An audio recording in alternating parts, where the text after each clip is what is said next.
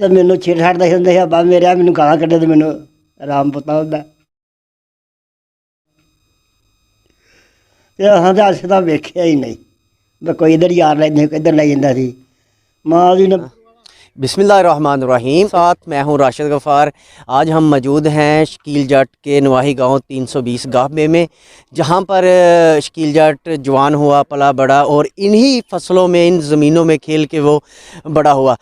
यहां पे आने का मकसद यही है, हमारे नाजरीन जो थे, देखने वाले थे, वो काफ़ी दिलचस्पी ले रहे थे, वीडियो भी देखी जा रही थी। तो हमने ये काफ़ी सारा तकरीबन 100-150 किलोमीटर का सफ़र करके यहाँ आने का मकसद यही है कि अपने देखने वालों को जो शकील जट से मोहब्बत करते हैं, उन्हें पसंद करते हैं, उनको मुकम्मल उसकी हिस्ट्री दिखाई जाए।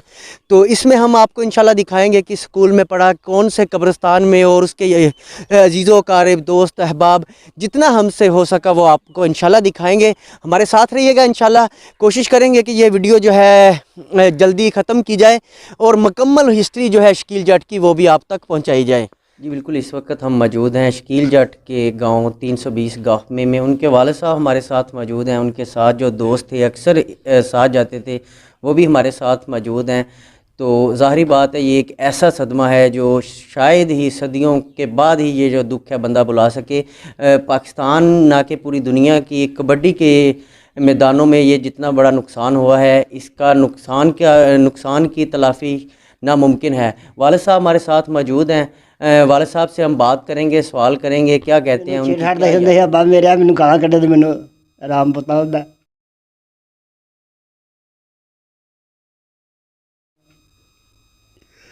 ਤੇ ਹਾਂ ਤਾਂ ਅਸੀਂ ਤਾਂ ਵੇਖਿਆ ਹੀ ਨਹੀਂ ਵੀ ਕੋਈ ਇੱਧਰ ਯਾਰ ਲੈਂਦੇ ਕਿੱਧਰ ਲੈ ਜਾਂਦਾ ਸੀ। ਮਾਂ ਦੀ ਨੇ ਬੂਹਾ ਖੁੱਲ੍ਹਾ ਛੱਡ ਛੱਡਣਾ ਵੀ ਮੇਰਾ ਸ਼ਕੀਲਾ ਕਿਹੜੇ ਹੋਇਆ ਇਹਦਾ ਤੇ ਸ਼ਕੀਲੇ ਕਦੋਂ ਆਉਣਾ ਕਦੋਂ ਨਾ ਆਉਣਾ ਤੇ ਰੋਟੀ ਉਹਨੇ ਨਾ ਭਰਜਾਈਆਂ ਕੋ ਮੰਗਣੀ ਪੱਕੀ ਹੋਈ ਤੇ ਖਾ ਲੈਣੀ। ਮੈਂ ਆਪਣੇ ਕਮਰੇ 'ਚ ਬਹਿ ਰਿਹਾ ਸਮਝਾ ਜਾ ਕੇ। अच्छा जी, आदत कितना दी थी? आदत जी सारे मुल्क को पुछ लो, प्यार से कुड़ियां च कूड़ा तो मुंडिया च मुंडा तो न्याणे दे न्याणा हर किसी नाल प्यार करता थी ते प्यार लैके टुर गया। प्यार वास्ते दुनिया वो दूर दूर आती है, हर एक जिन्हें नहीं भी वेख्या। 10 साल कबड्डी खेडी सू, 10 साल का नाम उता निकल गया। हूँ 28 साल हुई है, हूँ 28 साल हुई है। हाँ, शादी हुई थी? नहीं शादी को नहीं हुई, शादी निक्के दी की तू मतलब नाल। हाँ, ਕਿੰਨਵੇਂ ਨੰਬਰ ਤੇ ਸੀਗਾ ਜੀ ਭਰਾਵਾਂ ਦੇ ਵਿੱਚ? ਇਹ दूध छोटा दूध ਵੱਡਾ ਵਿਚਕਾਰਲਾ। ਉਹਦੀ ਕੋਈ ਸ਼ਰਾਰਤ ਤੁਹਾਨੂੰ ਯਾਦ ਆਉਂਦੀ ਹੈ? शरारत ਉਹਦੀ बस ਮੈਨੂੰ ਛੇੜਛਾੜ ਦੇ ਮੈਂ ਗਾਲਾਂ ਕੱਢ ਛੱਡਦਾ ਹਾਂ, ਉਹ ਰਾਈ ਹੋ ਜਾਂਦਾ ਸੀ। ਹਾਂ, ਦੋਜ ਮੇਰੇ ਨਾਲ ਪਿਆਰ ਬੜਾ ਕਰਦਾ ਸੀ।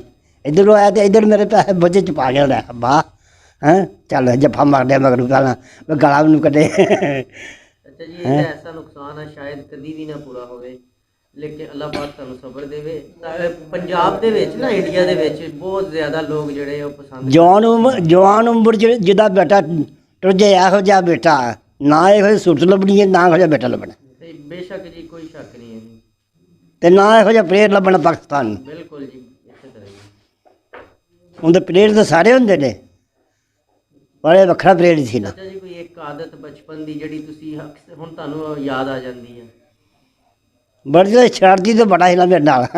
एक बारी ना निका जिहा डखरा तो मैं आख्या जा शकीलिया, उन्हें गिलास चुक के मारिया, मारा के नक चल के हाँ, सिगड़ता बड़ी खड़दा होंदा सी ना।